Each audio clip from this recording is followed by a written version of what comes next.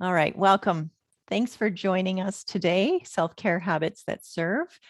My name is Kim Christensen. I'm a peaceful productivity coach. And one of the many things that I do is I help my clients to become more peacefully productive through self-care habits. So that's our focus for today, is developing those self-care habits that actually can elevate your productivity and help you to drop the stress in the process. So let's get started. I'm really curious to know what prompted you to join today. And if you want to put it into the chat box, that would be great. Okay, awesome. Yeah, as you're trickling in, we're just adding into the chat box. What prompted you to join a self-care webinar? I'm really curious. Some inspiration. New ideas around self-care is a good one.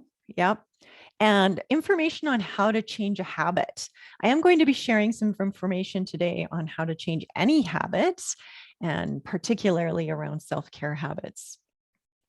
And some new inspiration, new ideas, tips, tricks. Yeah. Okay. Awesome. So let's get started. And here is the membership, as I promised.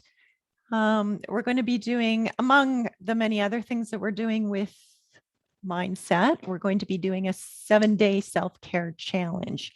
If you're already in the membership, you can find that under module 6, mindset and emotional management. If you're not in the membership and you'd like more information on the membership, you can go to my website, financialwellnesscoach.ca. Today, we're going to go through a couple of different things. We're going to first look at what is self-care, some of the benefits and costs of self-care, why we might resist it. This comes up way more frequently than you might imagine. There's a part of our brains that doesn't want to engage in self-care, and we're going to explore what those reasons might be. I'm also going to offer a self-care practice and how to change some of those habits around self-care, as well as I'm going to give you an overview on the 7-day self-care challenge. So stay tuned for that. If you have any questions at all, I'll keep my eye on the chat box. So feel free to put them in the chat box. I will also be reserving some time at the end. So what is self-care? I think that self-care can get a bit of a bad rap, because I think for some people it feels indulgent. And so I want to bust that myth right off the bat. When I think about self-care, I think about the battery getting low, and it's all around energy for me. So as my energy gets lower and gets more and more depleted, I have this image of a battery that's losing its charge.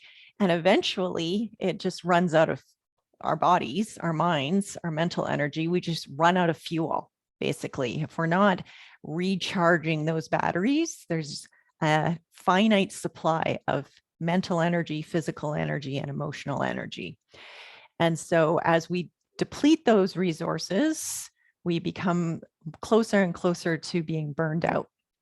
Now, when we're fully charged, and this might resonate with you, when you wake up in the morning or whatever your most alert time of day is, and you feel like you're high energy, the neurons are all firing rapid speed, and you're able to focus, those high levels of energy are what I would call your productive time, your high energy, high alert time.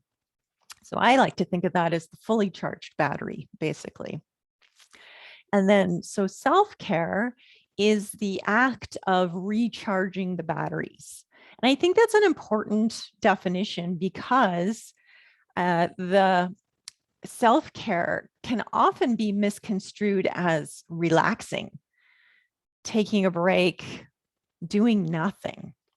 And I love Dr. Emily Nagoski's perspective on this. She wrote a book called Burnout. I've forgotten the subtitle, but you can Google it, Dr. Emily Nagowski. And she talks about the stress cycle and how that's a natural and normal part of our ability to respond and adapt to what's going on around us. And the idea that when we don't complete the stress cycle, when we're not monitoring our energy levels and we're allowing ourselves to get depleted, what's eventually happening is we're getting burned out. We're exhausting all of our resources. So the idea that self-care is recharging, and I've actually got a visual in my head of in terms of self-connection, self-care being self-connection, it's like plugging into ourselves to recharge those batteries. I did a podcast on burnout, preventing burnout recently. And what I said in that podcast is that for me, what really caused me to eventually burn out was turning away from those signals in my brain around the low energy supply and not being connected to myself. So self-care is the practice of tuning into our energy reserves and creating a habit around keeping those reserves fully stocked and ready. Okay, so self-connection. I think that self-connection has a lot of different benefits. When we think about self-connection, we're thinking about things like tuning into our needs and responding to those needs with care. I think that for myself, I got into a practice of tuning all of that out. I wasn't conscious of it at the time, but if I was, it was kind of around this idea that I don't really have time for self-care, nor did I see that self-care was the bridge to self-connection. It's interesting too. I think that self-care can be often correlated with the activity that you're doing. So if we did a little bit of an exercise right now and look through this list, scan through this list, which one of these activities would we call self-care for ourselves? So something like eating dessert, is that caring for ourselves? Watching Netflix, scrolling on social media, taking a nap, going to bed early, and even things like processing an emotion. Well, the difference between self-care activities and what I'll call non-self-care activities is the mindset that you bring to the activity. So you can be doing the exact same activity. One person could be eating dessert and have it be a self-care activity, and another person could be eating dessert and beating up on themselves the entire time, feeling guilty and frustrated.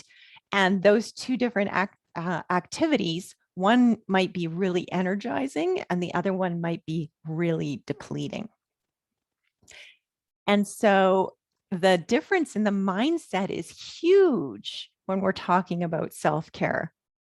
The mindset is really what determines whether or not an activity is self-care or not. And that's why I could give you a list of different types of activities as suggestions for self-care, and I will. But those activities, unless your perspective on those activities is that they're something that energizes you, fills your cup, it's just going to be another task on the task list. It's going to be another thing that you should be doing according to your own brain that you're maybe not doing, and just another opportunity to beat up on ourselves. And that's the reason why we might avoid, one of the big reasons we might avoid self-care is because it leads to feelings of guilt and resistance, obligation. So it's really, what are those feelings that are fueling your action? So in summary, the difference between self-care and self-avoidance is really in your mindset. So, one of the things that I'll offer is when you're thinking about your list of self care activities, what is the feeling that it inspires? Is it when you think about it, is it something that brings you joy, brings you enjoyment, brings you fun, laughter, energy, loving feelings about yourself, self-compassion? Are those the feelings that come up when you think about these activities? Or does it feel more like I should do that, but I don't have time? Or I really need to get around to that, or I'm supposed to run more, or I'm supposed to go to bed earlier. All of those types of thoughts, and the red flags in those thoughts are should, supposed to, ought to, I guess is another one. So those types of thoughts, when they start with I should, I've not seen one of those thoughts lead to the feeling of enjoyment. They typically, at least for me, they lead to feelings of guilt and obligation. Okay, the value of self-care. Now, when we do self-care with a mindset of actually caring about ourselves, nurturing ourselves, wanting the best for ourselves, then the result of those types of activities is that it does increase our energy. It does increase our ability to focus. It increases what we feel in terms of empowerment around activities. If I enjoy doing something, then I'm way more likely to choose to do it and be engaged in it. And then finally, it increases your overall capacity for love, which is an interesting thing to think about. When we fill our own cup, there's a great quote about this. It's sort of loosely translated. It was from Pema Chodron. She's a nun. She said, be kinder to yourself and then let your kindness flood the world. And it's kind of like, I've got this image where once you fill your own cup with self-love, then it increases your capacity to give love. So that's some of the benefits of self-care. So the vision is that you'll know that you're caring for yourself more because you'll be doing more of what you want to be doing and less of what you're supposed to be doing. I like this quote. She silently stepped out of the race that she had never wanted to be in. It's kind of where I found myself in 2017, and then found her own lane and proceeded to win. And so making your life, taking a power over what you want to create and winning in your own lane, I think that's the secret. So I've talked a lot about the benefits and the value of self-care. Why might we resist self-care? And again, it comes back to our mindset. So for example, this is one that I found myself thinking quite a bit. It's, I don't have time. I need to get things done. So I would be working through the course of my day and everyone else might be taking a break or a lunch. And I would think to myself, okay, I just got to get this one thing done. So I would find myself working through my breaks. And I just was very much focused on getting things done. And what's underneath that thought is this idea that I could relax and enjoy and take care of myself once the task list was done, basically.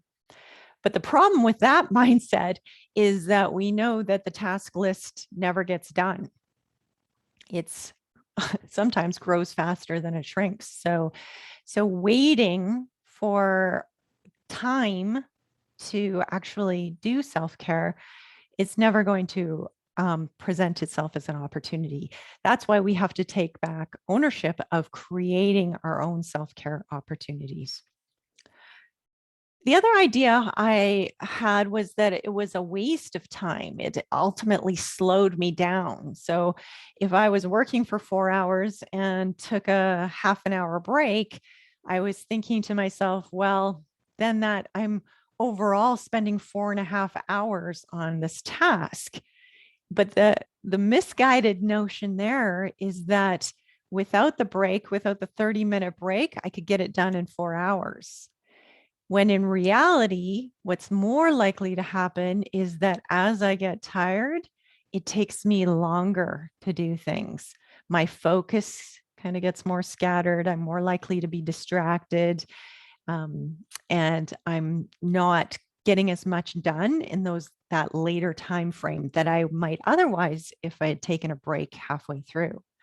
So instead of it taking 4.5 hours with a break, it takes me 5 hours without a break. So this is kind of a misguided notion. When I get tempted to think that I might get it done faster if I don't take a break, I remind myself that when I try to focus for too long, my focus and my energy actually becomes negative. It actually adds time to what I'm doing. Sometimes I might just simply forget. This is the beauty of really loving what you're doing, is that you can get really engaged in the task at hand and just simply forget to take a break. And this is where I'm at now. And one of the tricks that I use, especially now because I work at home, in order to not forget is, and not have to rely on hunger to tell me that it's time to take a break, is I'll actually set alarms on my phone. That's been a lifesaver for me, just to remind me, hey, Kim, you might be enjoying what you're doing and you might feel really high energy, but you would benefit from even just standing up and stretching and taking a quick walk around. Can be so beneficial for recovering those energy levels. Another reason why we might resist self-care is it can feel uncomfortable, especially if we're bringing that mindset into the self-care activity. I once had a conversation with my sister, and we talked about how it was actually more uncomfortable to sit and do nothing or meditate than it was just to power through, get things done. And I think that for me, what it ended up being is a signal that I was uncomfortable with being alone with my own brain. So I've done a lot of work on that, which has been huge. If you have any questions around that, please don't hesitate to flip me an email, because now I get a lot of joy and comfort from mindfulness, where before it might have felt like uncomfortable. So something to think about.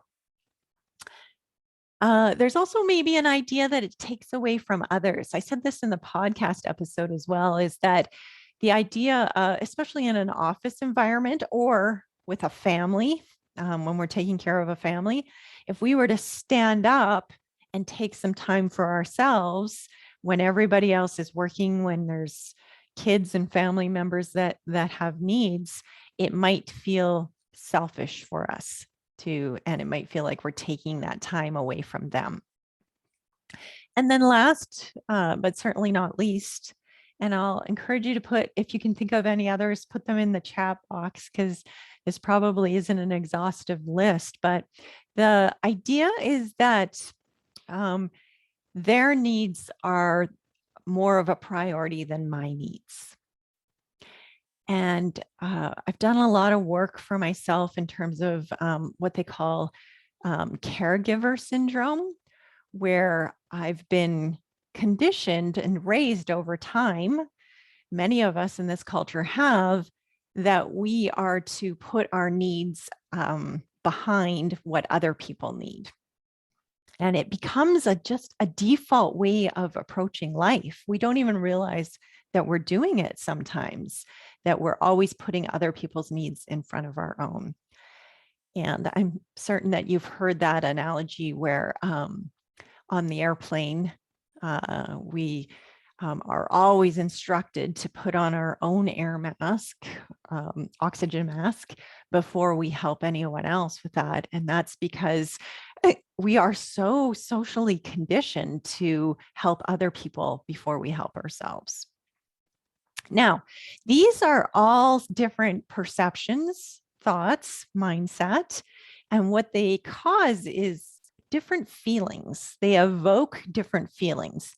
And if feelings are responsible for the actions that we're taking, we want to be very intentional around what we're thinking in our brains and what feelings we're creating.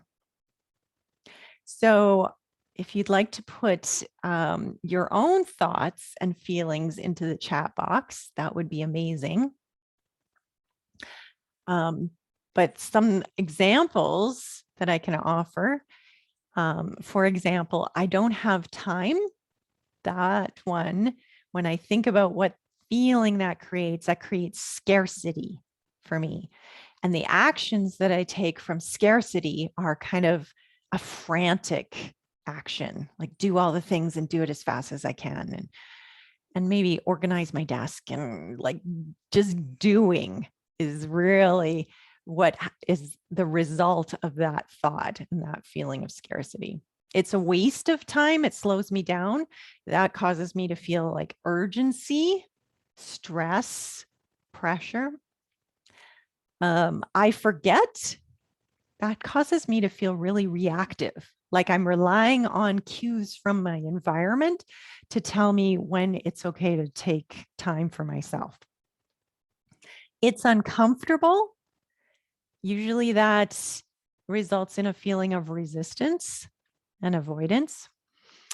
It takes time away from other people, makes me feel selfish, and their needs are the priority. My needs, prioritizing my needs above their needs would make me feel guilty. So that's why mindset is so important when we're talking about self-care, is because self-care, when we come in with this resistant mindset, it causes us to take actions that are not productive.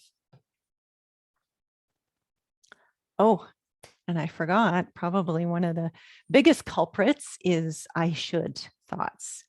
I should, that typically leads to some sort of self-judgment where I'm beating up on myself. I should be going for a run, but I'm not. So that just makes me feel bad about myself. Okay, so the 7-day self-care challenge, this is what we're going to be doing in the Peaceful Productivity membership group. It has 4 steps. Those 4 steps are reflection, experiment, mindfulness, and developing our emotional management skills. And so what we're going to do is we're going to condense that into a 7-day period to really increase our awareness around what is our mindset, what are the emotions that are fueling our productive or unproductive actions, reflecting back on that and iterating on it. So really what we're doing in this challenge is we're developing our emotional agility skills. I'm going to unpack each one separately. I'm also going to be sending each one of the registrants a gift around a tool to help you with reflection. So you should be receiving that in your email shortly. But basically what it is we're going to reflect back on and brainstorm around what activities energize us and what are our energy levels throughout the day. So developing self-awareness. What are the things that I do that actually energize me? And what are those energy levels, just the normal fluctuations throughout the day? If you're interested in starting this right now, think back to the past week and maybe do a little bit of a time tracking exercise. Like what were the broad categories of activities that you were doing?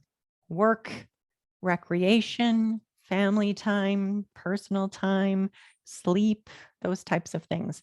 What were those things that you found really energizing? And what were those things that you found depleting, that really exhausted your emotional and energy reserves? Once you've got a bit of an inventory around that, you can compare that to what your energy levels were throughout the day.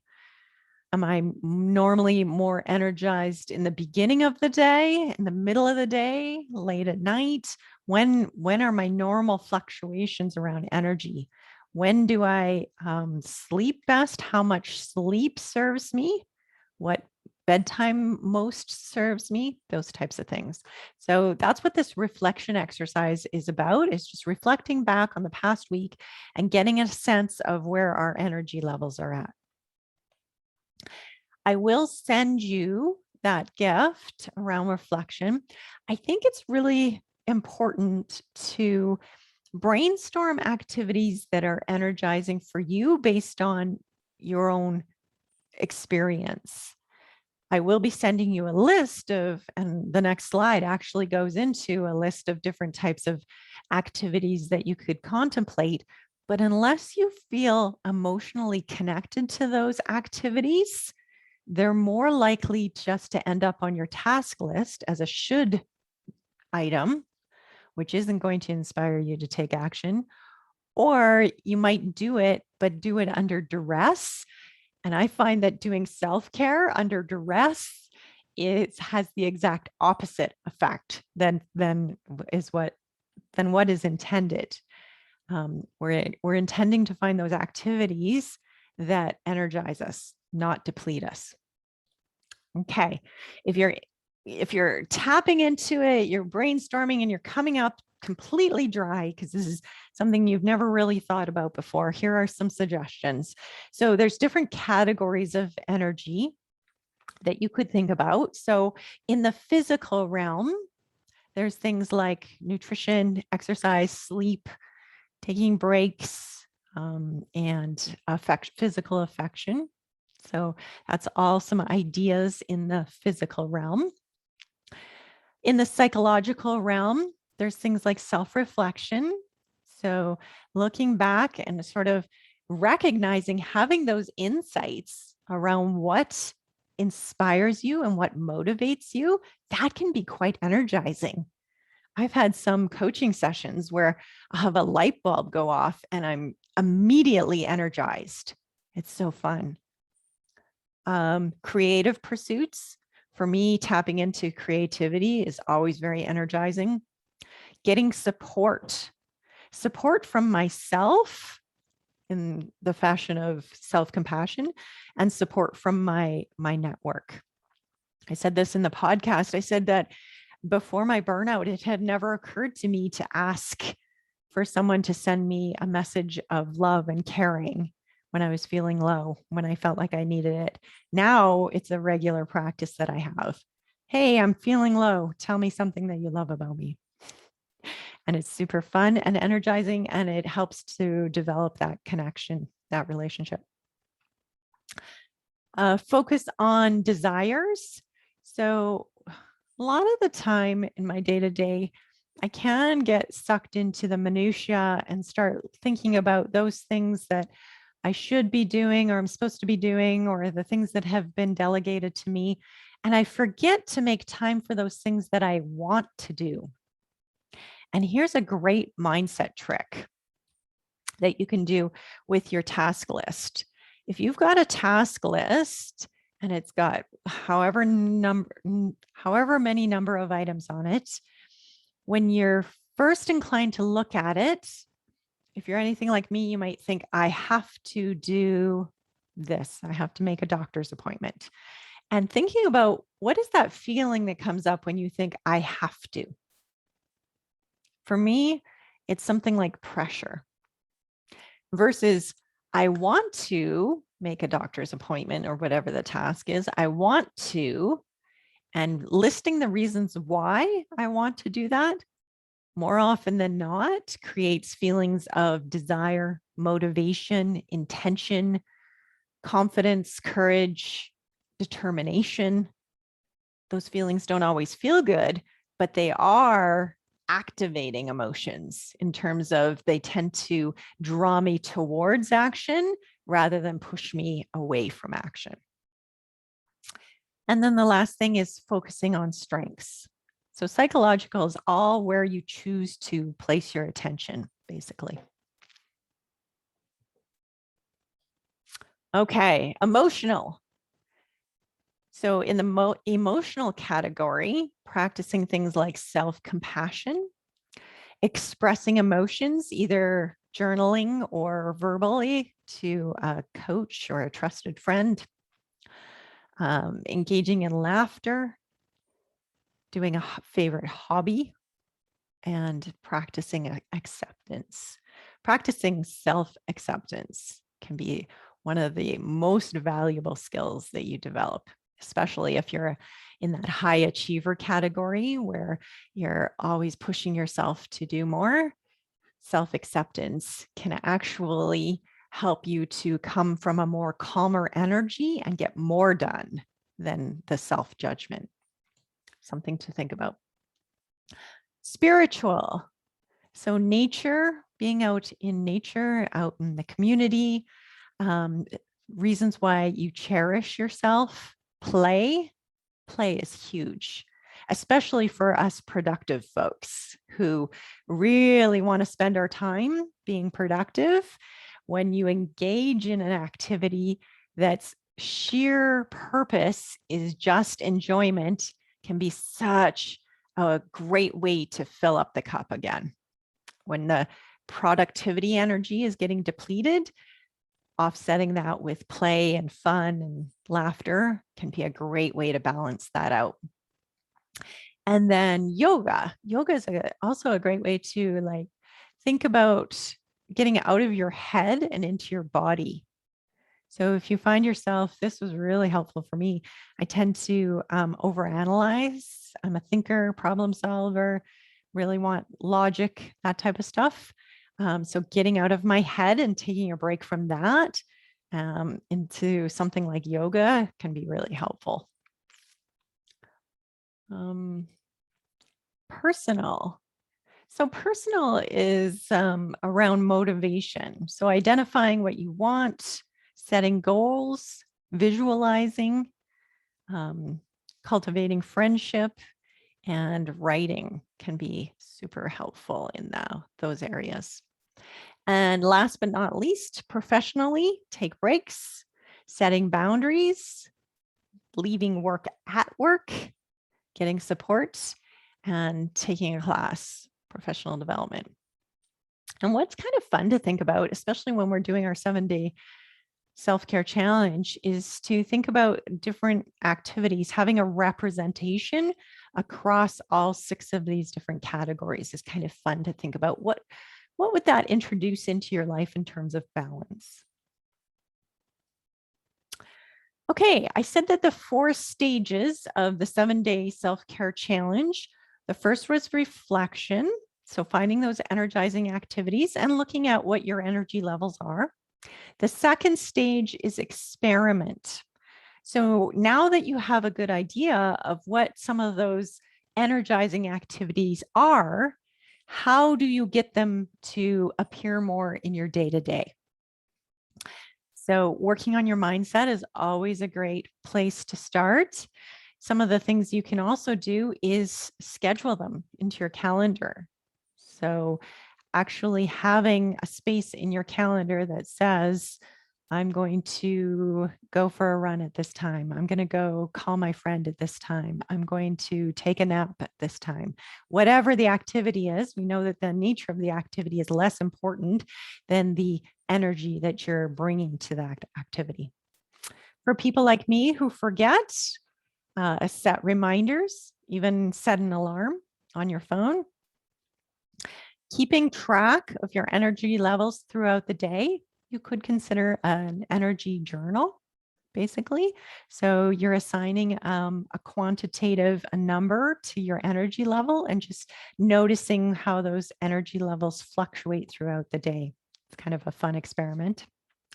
And then find a self-care partner, someone else who's invested in self-care and energy levels, and you could compare notes and also increase your accountability to following through on these types of things if you have someone who's going to keep you company on this journey. And then the third stage is mindfulness. Mindfulness, there's lots of different ways that we can practice mindfulness. One of the most popular ways that's often communicated is meditation. As I said, for me, meditation hasn't always been an easy journey, but guided meditations are very helpful. Breathing meditations, especially when I'm containing my focus on one single spot, whether it's my breath or this person's voice, that can be super beneficial.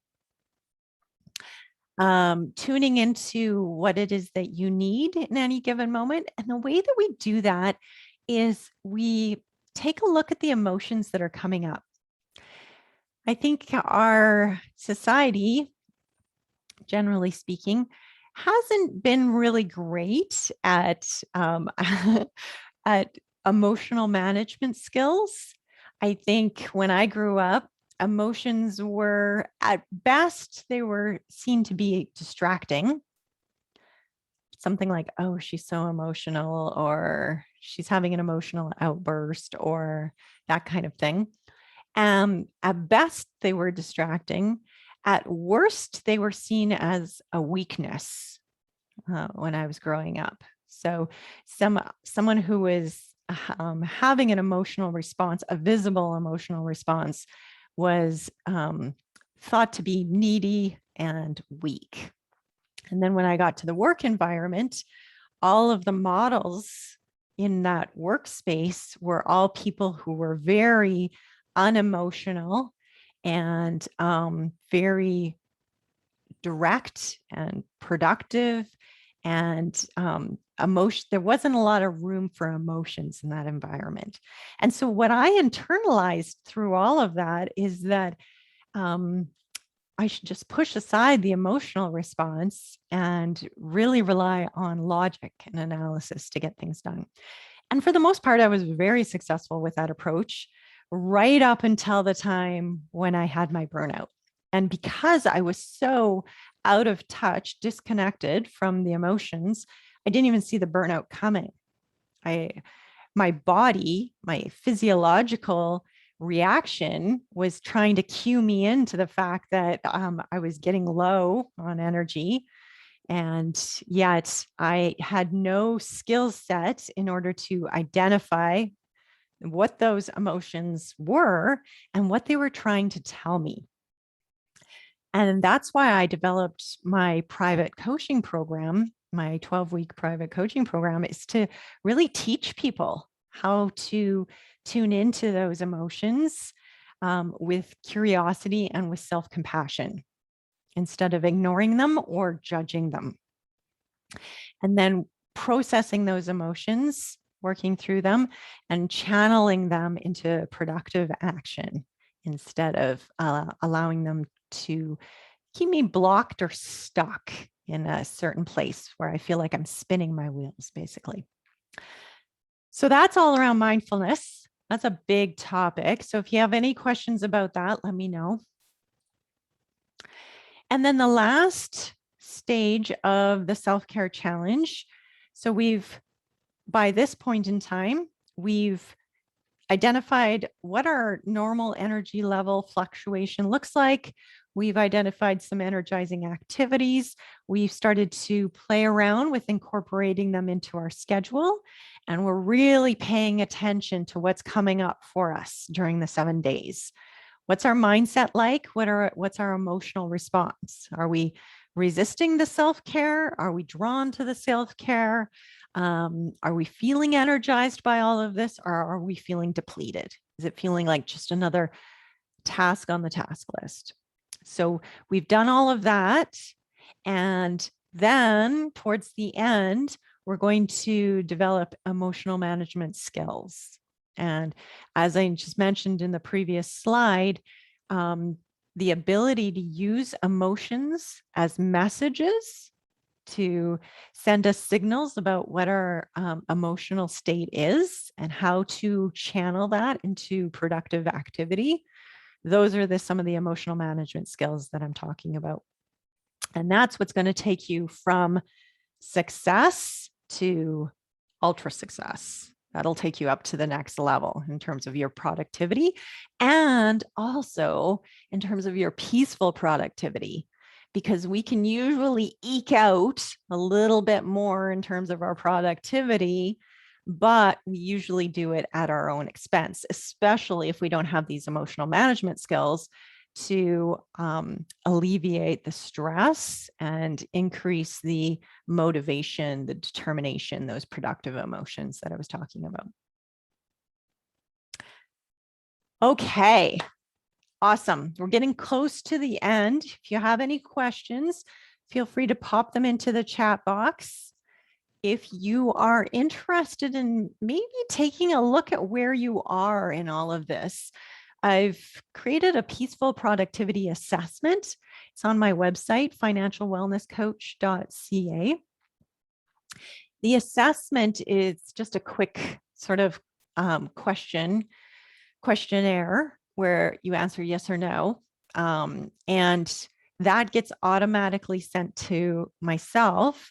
If you include your email address on the assessment, I'll send you back the customized peaceful productivity assessment, where to focus your energy, how to cultivate some of those mindset skills and those emotional management skills to up level your peaceful productivity. So that'll be the roadmap that I send to you.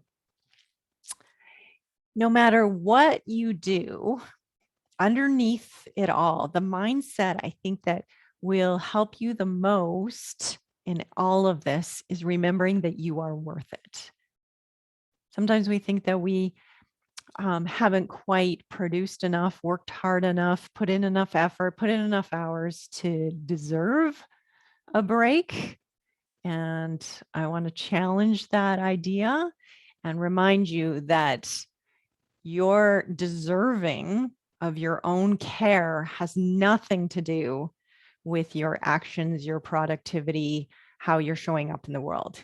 You're deserving of your own care, no matter what you're doing. Those are two entirely independent things.